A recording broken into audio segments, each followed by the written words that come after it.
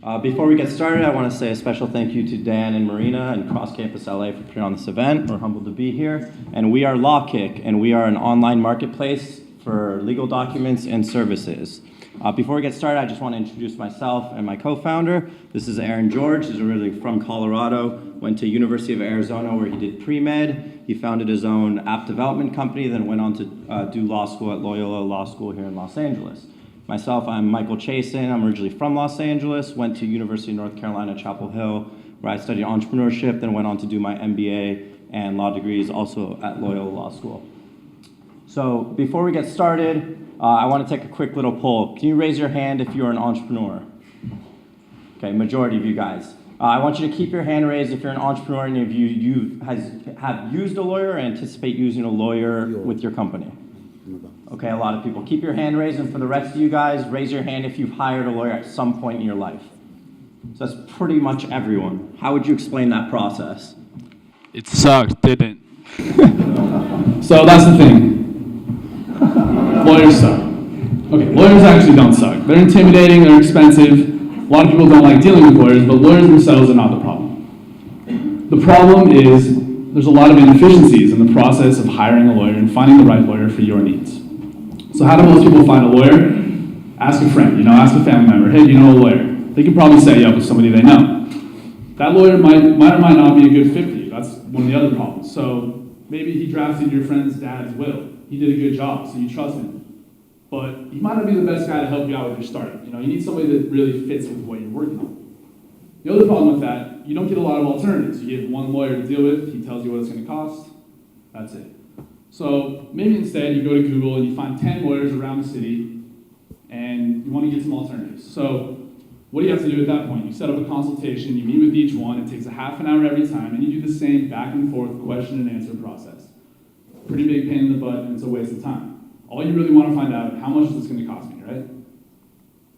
So a lot of inefficiencies in the process of hiring a lawyer. Likewise, there are a lot of inefficiencies in the process of lawyers finding clients.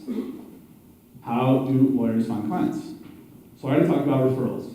That's one common way, but again, it's not always a good fit. Sometimes the client's not really in your area of expertise. You end up having to do extra research, and it costs the client a lot more money. The other alternative a lot of lawyers use, networking events. I'm sure we've probably got a few lawyers out there tonight. Any lawyers? They won't raise their hand now. They don't want to raise their hands. They're But ashamed. they'll definitely come find you afterwards because they're here looking for clients. So lawyers like them spend up to 10, 12 hours a week at networking events trying to meet people, trying to find clients. It's not an effective use of their time. They're lucky if they get one paying client out of that. They could be spending those same hours doing legal services and getting paid. That's what they're trained to do. So the problem with these inefficiencies in both sides of the equation is that it drives up the cost of legal services. Lawyers can't find clients. As a result, they have to spend more time, more money marketing to clients, and they have to increase their rates in order to compensate. So then people not wanting to pay the higher rates turn to online legal services. LegalZoom, Rocket Lawyer, we all know about them. They're great for very simple things, LLC formation, it's quick, it's easy, it's cheap. But at the end of the day, it's not going to be adequate when you need a specific contract for your business, something like that. You don't want a standard form that you're going to download and fill out yourself. You're not a lawyer. These people went to law school, they got trained, they understand how the law works, and they're the ones that should be doing these services. And then lawyers obviously hate these platforms because they're stealing their business. So a lot of problems on both sides, and that's where LawKick comes in. We want to be the solution to as many of these problems as possible. We want to create efficiency in the process of hiring the right lawyer for you, and we want to bring the legal work back to the actual people that are trained to do it. So before I get into actually explaining how the LawKick platform solves the problems that were addressed, I want to transport you guys back. Let's go back about 20 years to the early 90s, back to when Beanie Babies were cute and I guess Pauly Shore was still funny. So let's say you're trying to find a used piece of furniture. What do? You go to a flea market, you maybe check flyers around your community, you go to 8 different garage sales around, wasting your entire Saturday. What happened? It was a waste of time. Who came along? eBay, Amazon, Craigslist. What happened? They created a marketplace.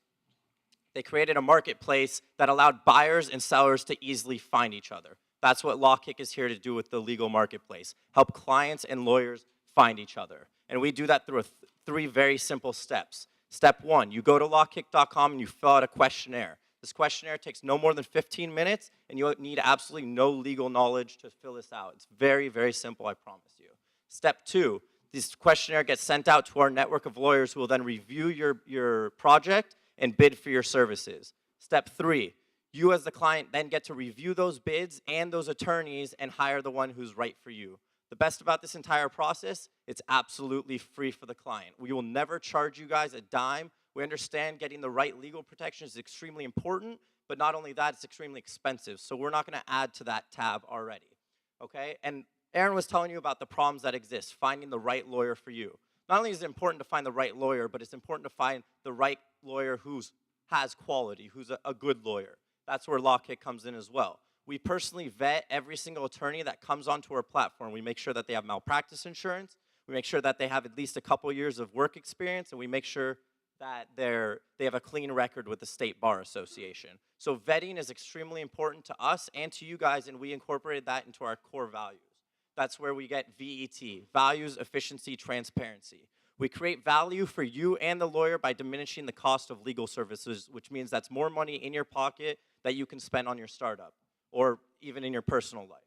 Efficiency. We create efficiency by allowing lawyers and clients to find each other and find the right people without ever having to leave your computer, your phone, or whatever. You don't have to go to 10 different lawyers' offices to find the one that's right for you. And then lastly, transparency. We create transparency by giving you as much information about the attorney as humanly possible via their profile, so you can check previous client reviews, what their market rates, what their areas of practice are, what they emphasize in, where their alma mater was in case you want to hire someone who went to your school. Whatever factor is important to you, we allow you to find. So we add transparency to the marketplace, and that's how LawKick solves the problem that currently exists. All right, so we went through all the problems. There's a lot. We went through the solution that LawKick is presenting. Now I want to talk about the market. I know you're all sitting there asking yourselves, how do we make money, right? So legal services is a huge market. It's almost $100 billion market per year just for small businesses and consumer legal services. When you look at the entire legal services market, it's closer to like $300 billion a year. Ridiculously big market. We want to be the gateway or the access point to as much of that market as possible. Anytime someone needs to hire a lawyer, you can go to LawKick. You fill out a questionnaire and you find the right lawyer that fits your needs and that's within your price range. So on top of that, there's also about 1 million practicing lawyers in the United States. 70% of them are in small law firms or they're solo practitioners, the guys sitting next to you out in the audience right now. They are the ones that need clients. There's plenty of those guys out there. They're just hard to find. It shouldn't be so hard to find a lawyer within your price range and that meets your needs. And that's where LawKick, again, comes in. So how do we actually make money? As Michael explained, it's completely free to use for the client. We don't want to charge you. You're just going to pay the lawyer directly like you always would in any other circumstance. How we make money is from the lawyers. We're providing tremendous value to them by presenting an efficient resource for acquiring new clients. So there's two offerings. One, the lawyer profile. He kind of went into that. That'll have their background, experience, previous client reviews, practice areas, etc. That's free. Any lawyer can sign up, fill one out, and have it on the site. Clients can then browse those and contact the lawyer directly if they desire. In order to access the bidding and the actual interactive features of the site, interact with the clients, message them back and forth, and communicate, that's the premium subscription. Lawyers will have to pay a monthly fee pretty much to have access to that. So that's the revenue model, at least to begin with. So that pretty much wraps up LawKick, the concept, the business model, how it all works. So at this point, our website is live. We do have a bunch of attorneys already signed up in Los Angeles, and we've been helping people find the right lawyer for whatever they need. So if you guys need legal services for your startups or whatever, check us out at lawkick.com. We're still in web development right now. Haven't built out the full site. We need to do the lawyer profiles and bidding and other aspects still. So that's yet to come. That'll be launching sometime around June. So in the meantime, you can follow us on social media, Instagram, Twitter. We're at LawKick. And like our Facebook page, we'll keep you updated on our progress. And we also have a cool blog with some good information about startups and other various legal topics. So thank you, everyone. And at this point, we'll just open it up to questions. Hi there. Great presentation. I'm just wondering, since most people who are going to be looking for a lawyer are going to be looking locally, I'm guessing, what would prevent the lawyers from, like, if I went to your website, I would sign up with my name. So what would prevent them from just kind of going around your site, seeing that someone came in, like, with a request from Robert Finley and just said, like, well, we can find it pretty easily through his Facebook or whatever, especially with people with, like, really particular names, they could probably just go around your system and just contact them directly. Right. So one of the reasons that our system exists the way it is because there's legal ethical rules that we have to take into consideration. But aside from that, because we're charging a subscription model for the lawyers, they usually can't go around. But if they're not a bidding actual lawyer, it's not really advantageous for the client to go around our site. Yeah, they might try to contact them, which is fine, which you can do through the website anyways, but it's not advantageous because the client is coming to our site. We're not charging them. It's like going to eBay and checking prices. If a seller were to, message you and say, hey, I'll sell you my car charger, it doesn't really help them if you're going there to compete for bids. So the goal is give as much value to the client. We're not charging anything. They don't have an incentive to go around the site. And either way, they're paying a subscription model. So even if the lawyer does go around the site, we're not getting it on a per bid basis anyway. So You mentioned how it's more efficient for the lawyer and the clients to use your product, but I can imagine the lawyer being overrun with bids and have to respond to multiple ones, and then at that point it wouldn't become efficient for them to use your product. With the experience that you've had with lawyers on your site, have you seen anything like that, or are you anticipating anything like that? So, I mean, that's obviously something that we anticipated, and we want to make this as efficient as possible. That's why we create a mechanism we have a dashboard and a lawyer portal where you can communicate, kind of, like a Facebook message where you can go back and forth and talk during the bid. So it's not like you're completely not communicating with them. The efficiency we've noticed is actually, it's pretty easy. It takes the lawyer, no more than a couple minutes to review your project, depending how, large it is. But let's say you're forming your own business and you want to create your own LLC, it takes the lawyer a couple minutes to look through it. And the point of the questionnaire is to give them enough information to make an educated bid on your project. And they don't really, it takes them very little time, and they also usually have form responses that they'll send out, so it doesn't take them that much extra time to. So another thing is, we allow the lawyers, obviously, they can just browse around the site and review the clients a little bit before, so they kind of know what they're getting into. They don't, by any means, have to bid on every single one. They can kind of look through, and the questionnaires will have some certain questions, maybe about the budget, et cetera. If you're like a high-end lawyer, you don't even deal with, little startup clients that have no money. You don't have to bid for those. You can just basically find the ones you want. So that's kind of the whole goal, is just to like really let both sides, it's the transparency on both sides, allowing them to see. For startups, it makes a lot of sense because it's the entrepreneur's first time trying to find a lawyer. But what happens in terms of retention?